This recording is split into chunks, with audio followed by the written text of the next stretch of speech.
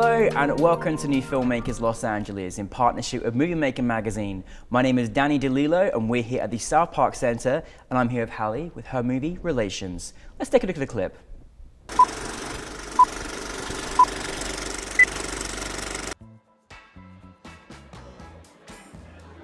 I haven't told anybody this for 15 years. And I'm not eager to do it now. And I'm not looking forward to doing it now. But I think you should know that. I think you should understand.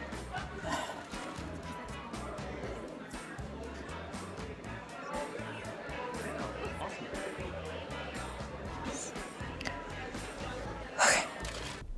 Hallie, thank you so much for being here today and really thank you very much for sharing your film with us as well. Thank you so much. It was a great experience. I really enjoyed it. Yeah. I'm glad, but for those that haven't had a chance to see it, tell us a little brief synopsis. Relations is about two adult cousins with different views on a secret sexual encounter from their youth.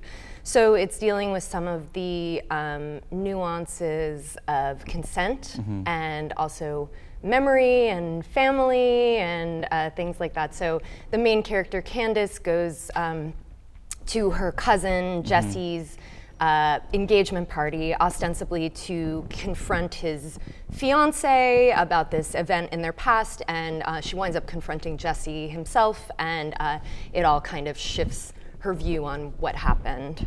I don't want to give any spoilers away, I really don't, but I was captivated by this story. Thank you. Because, you know, I think thankfully we're moving more into a position now, people are being a bit more open about experiences that they've had than we ever have before. So it's sad that it's taken this long to kind of talk about things, but just the twist of the fact that there is this almost kind of slight manipulation going on between them both, and it's really uncomfortable to watch, actually. Obviously, we're in a period where thankfully people are coming forward about their experiences and actually sharing it with them and confronting people that they've had those experiences with. Needless to say, where did the inspiration come for you in making this particular film?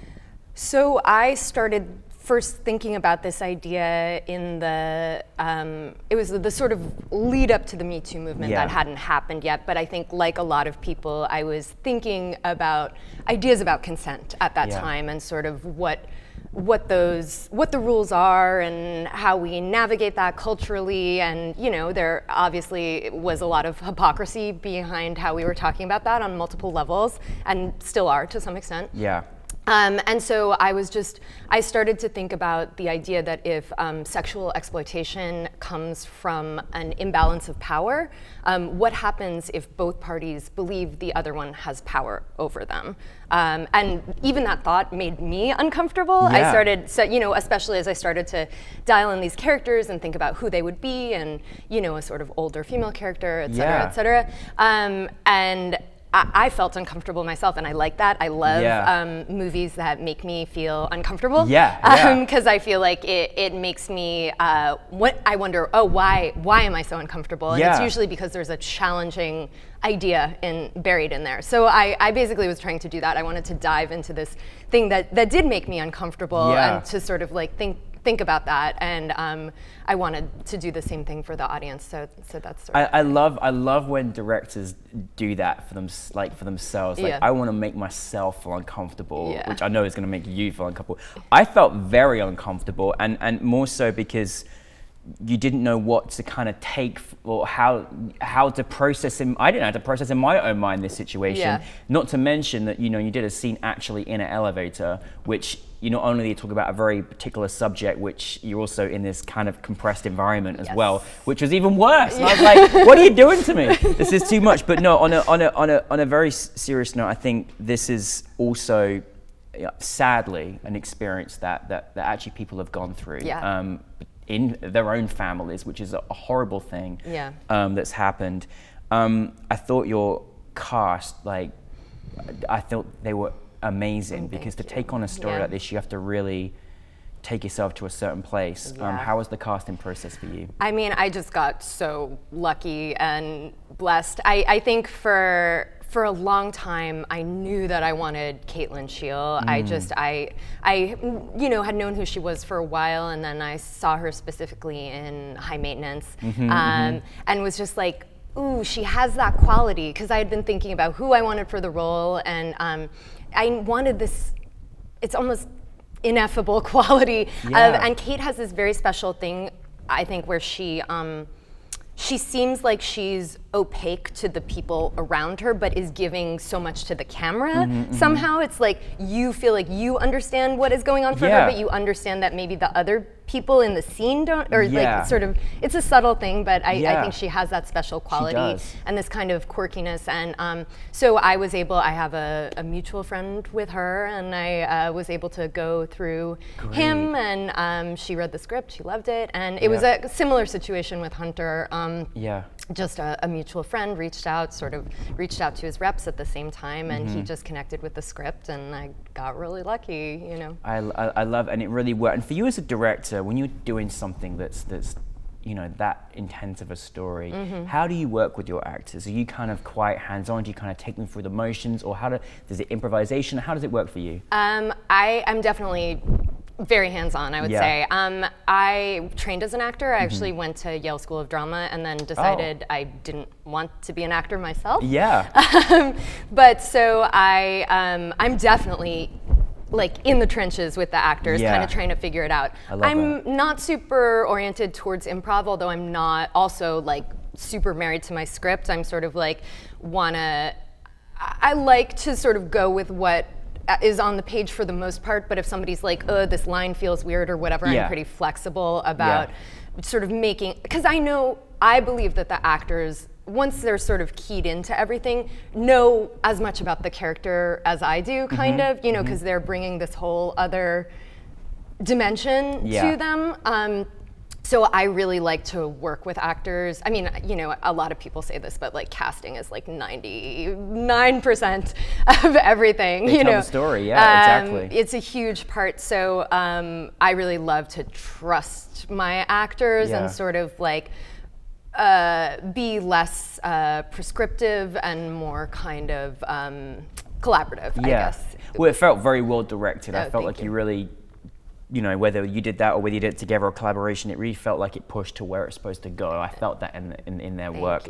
What I was like amazed at just from the very first instant, I was like, this is a short film, but you had this amazing location. You had like this amazing like experience, because it was like, you know, this reception, and it was, you know, it was a wedding, but it was very, very like, oh my goodness. I was like, oh, you must have had like, was this huge budget? Was there friends? What was going on? How was the location experience for you? How was that? Because you just really created this amazing atmosphere from the first take. Oh, thank you. I mean, you know, it's the funny thing. It's a combination of everything. I mean, we crowdfunded for it, but we did not, you know, there's never enough money really, you know, because everything, you know, so we did try to pay the crew, but, you know, everybody was paid, but a very small amount. And the hotel, we searched far and wide, and we finally found this place in Ontario, California, which is like about an hour outside of LA, so everybody was calling, calling out there every morning. But I really wanted that kind of classic corporate, almost corporate hotel it really felt that way, those like hallways and stuff like that. So it was definitely hard to find that within our budget, you know, because everything that's in LA gets shot in so much that they're like, oh, that'll be, you know, it's too much money, tens of thousands of dollars. No, it was perfect. It was really good. Thank you. Yeah, we got really lucky. And then, you know, the extras were a combination of friends and people from backstage in the area in Ontario. That's great. You know, so that's how you do it. Because I was like, there was so many extras in here. I was like, oh my goodness me, how did you do this? Saying that. No, I really that felt was a huge thing for me. Was that I was so worried that we hadn't had enough extras to make it really feel like. No, I was like, how did you accumulate all this? I mean, it's a lot. I mean, it's a lot in a feature when you're making a short film. You know, again, commitment is such an important thing, and your team is everything. So I was like, well done you. Well, thank you. What was your biggest challenge that you faced? What was the biggest challenge? I mean, finding the location was definitely a big challenge.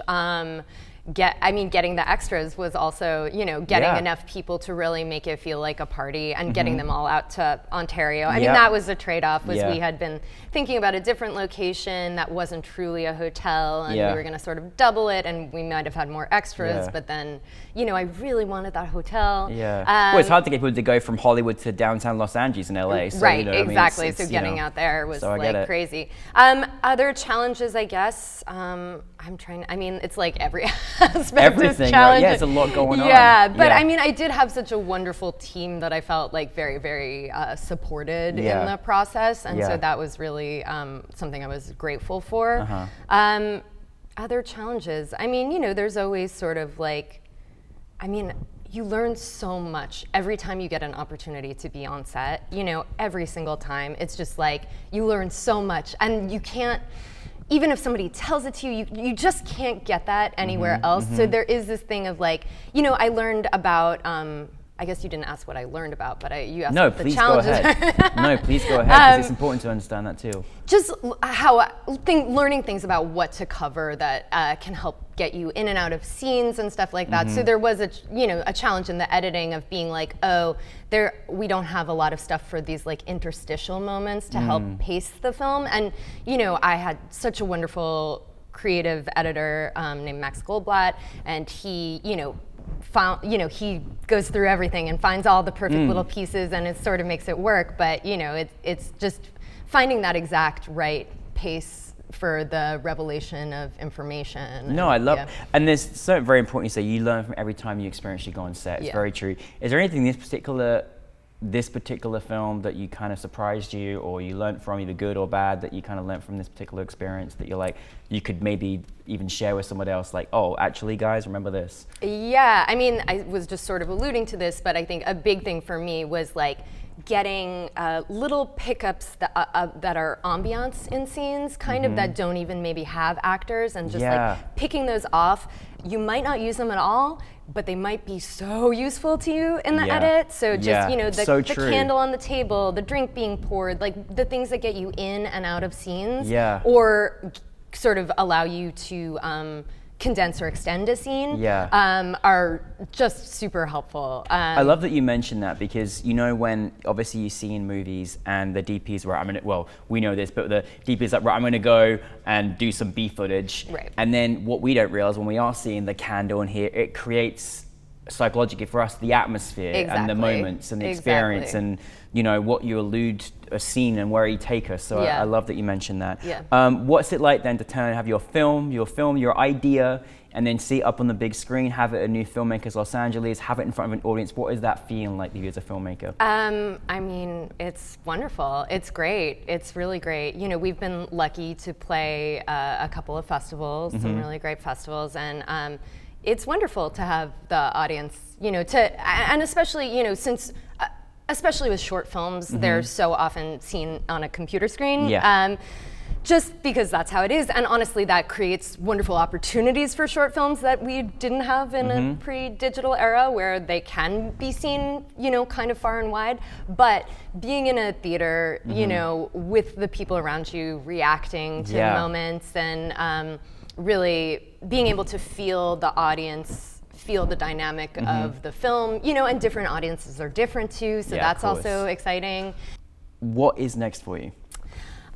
So I have a couple of episodic scripts that I'm trying to get off the ground, which I'm really excited about. And then I have a short that I'm hoping to make in the spring. It's going to be a much lower budget, scrappier affair, but I just kind of want to piggyback off of what I learned and put another thing out there as soon as possible. So are you kind of mixing with genres, or are you kind of sticking to what's this one about? I would say my sort of area is dark, weird, uncomfortable, but I also, where it sort of goes slightly maybe more commercial is I love thrillers. I sort of came to film through I was introduced to Hitchcock when I was like an 8-year-old, and I was just like, that's how you can feel from movies? Like, that's amazing. So that's the kind of world I'm in, but it definitely like runs the gamut from a sort of complex dramas to more thrillers. But well, I'm looking forward to many more uncomfortable moments watching your films. So thank you for doing that to all of us, because it's you know, I think in this particular project it's an education as well as entertainment, and I think you made a very important film, because I think many people, if they haven't been through something like that, it's something that, you know, you become more aware of, and you know, I think that's a really important. So thank you for bringing that to us. And we love the relations. Please make sure you check it out, and thank you very much for being here today. Thank you. Thank you.